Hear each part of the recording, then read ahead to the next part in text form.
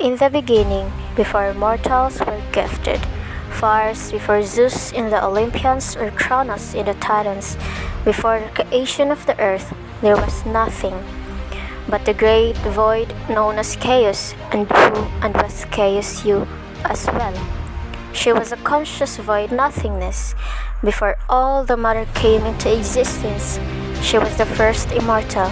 She was the beginning.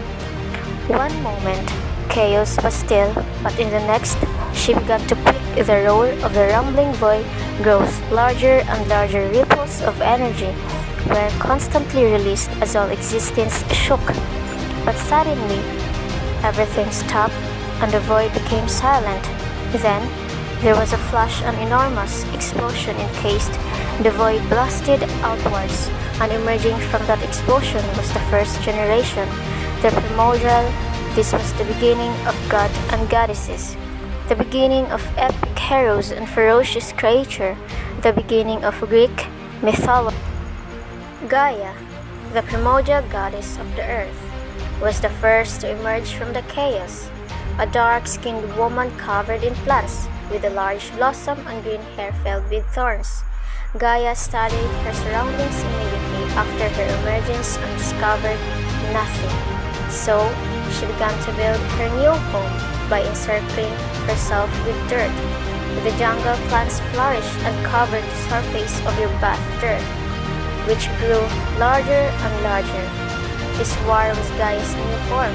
Gaia was to the earth, and the earth was alive and conscious as a result of Gaia's presence.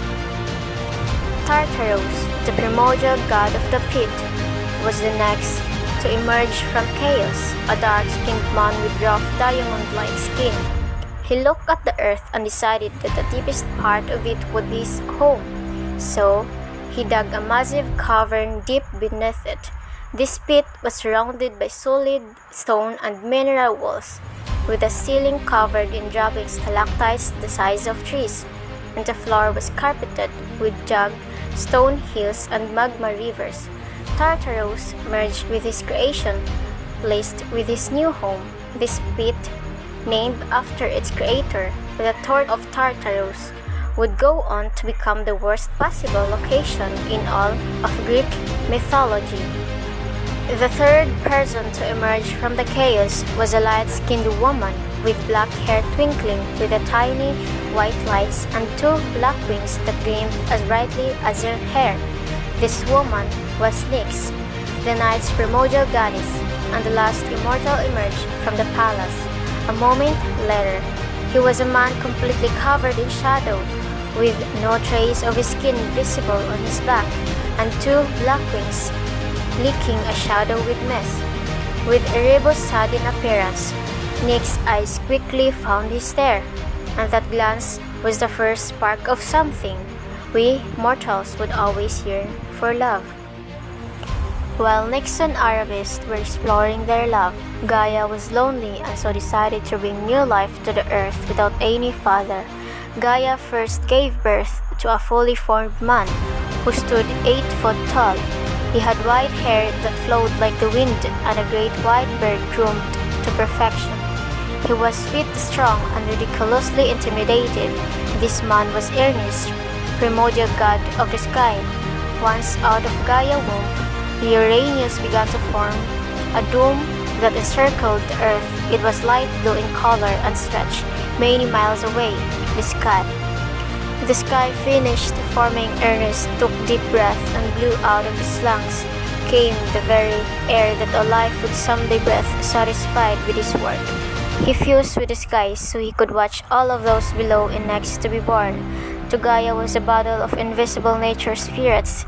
The moment they were born, the spirits crumbled into the earth and spread out to the underground.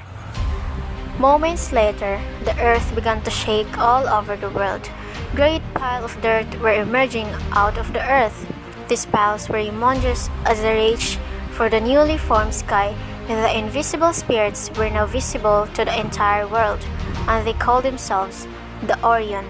The mountains that stood tall last, and the third to be born to Gaia was a man whose skin tinted dark blue. His hair and beard were made of kelp and growing out of his head. were two pincer-like claws. This man Pontos, a primordial god of the sea, once out of the Gaia's womb, Pontos took a deep breath and exhaled out of his mouth gushed gallons and gallons of water, was covering 36% of the earth underwater. Pontos stopped this water, was now his home. It was his domain. It was the sea, the same time that Ernest finished forming the sky. Erebus and Nyx were enjoying each other's company on the earth when they noticed the blue dome above their heads. They grew curious and flew up to explore it immediately. The tint of the sky changed from blue to black. Tiny white lights could now be seen from twinkling. From anywhere on earth, the colors of the world changed as well now. Everything was darkened and toned down. Nyx has just brought forth night to the sky, and Erebus has just brought forth darkness to the earth's surface. This was the first of a cycle that would bless the sky that aeons had come, and it just so happened that the other part of the cycle was about to be born at the same time that mountains grew out of the earth. Erebus and Nyx gave birth to twins, a fully grown man completely covered in a light and a fully grown woman who had tan-like skinned, glowing yellow hair and two golden wings. These twins were either the primordial god of lights and Humara, the primordial goddess of the day. With the twins born after the sky regained its blue, tinted color with the addition oranges and yellows, also half of the earth became filled with brightness, making the darkness retreat. Either Humara's presence had brought forth the day, having their filled sky for the moment. Nyx had Erebus decided to go explore their brothers covered deep under the earth.